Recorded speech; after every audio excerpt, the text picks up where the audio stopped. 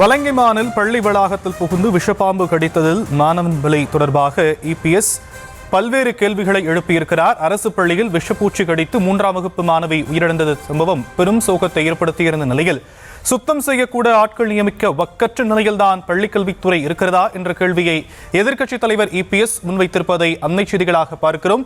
விவரங்களை நம்முடைய செய்தியாளர் ராஜேஷ் வழங்க நாம் கேட்கலாம். ராஜேஷ், எதிர்க்கட்சித் தலைவர் என்னென்ன கேள்விகளை இந்த விவகாரத்தில் குறிப்பிட்டிருக்கிறார்?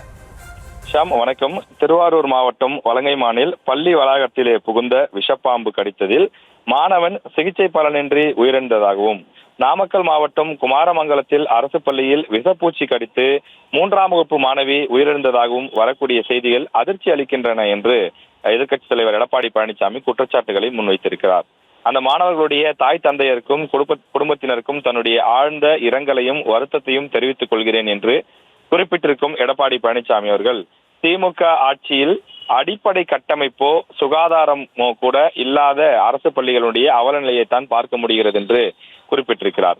மாணவர்கள் உயிர் போகும் அளவு சம்பவங்கள் நிகழ்வது என்பது கொடுமையின் உச்சம் என்றும், மேற்கூரை இடிந்து விழுந்து விடுமோ, சுவர் தன் மீது விழுந்து விடுமோ, தரமற்ற உணவால் பாதிப்பு வருமோ என்று அச்சங்களுக்கு நடுவேதான் மாணவர்கள் அரசு பள்ளிகளுக்கு செல்ல வேண்டிய நிலை இருக்கிறது என்றும் எடப்பாடி பழனிசாமி குற்றச்சாட்டுகளை முன்வைத்திருக்கிறார். இதற்கு நடுவே கள்ளக்குறிச்சி ரிஷிவந்தியும் அருகே இருக்கக்கூடிய கீழத்தேனூர் அரசு பள்ளியிலே உயர்நிலை அந்த நீர்த்தேக்க தொட்டியிலே மாணவர்கள் வைத்து சுத்தம் செய்ததாக வரக்கூடிய செய்திகள் மேலும் அதிர்ச்சி அளிக்கின்றன. இதற்கு கூட ஆட்களை நியமிக்க முடியாத நிலையில்தான் திமுகவினுடைய பள்ளி கல்வித்துறை இருக்கிறதா என்றும் அவர் கேள்வி எழுப்பியிருக்கிறார்.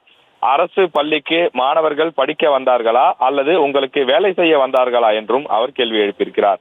மாணவர்களுடைய பாதுகாப்பை காம்ப்ரமைஸ் செய்து இப்படி ஆபத்தான பணிகளில் ஈடுபடுவது குற்றம் என்பதை திமுக அரசு உணருமா என்றும் அவர் கேள்வி எழுப்பியிருக்கிறார். கல்வியில் சிறந்த தமிழ்நாடு என ஆடம்பர மேடை அமைத்து போலியான சுய விளம்பரம் செய்து கொள்வது வெட்கக்கேடானது எனவும் கடுமையாக சாடியிருக்கின்றார். தொடர்ந்து விஷப்பூச்சி பாம்பு கடியால் உயிரிழந்த பள்ளி மாணவர்களுடைய குடும்பத்தாருக்கு உரிய நிவாரணம் வழங்கிட வலியுறுத்துகிறேன் என்றும் இபிஎஸ் தன்னுடைய அறிக்கையிலே குறிப்பிட்டிருக்கிறார்.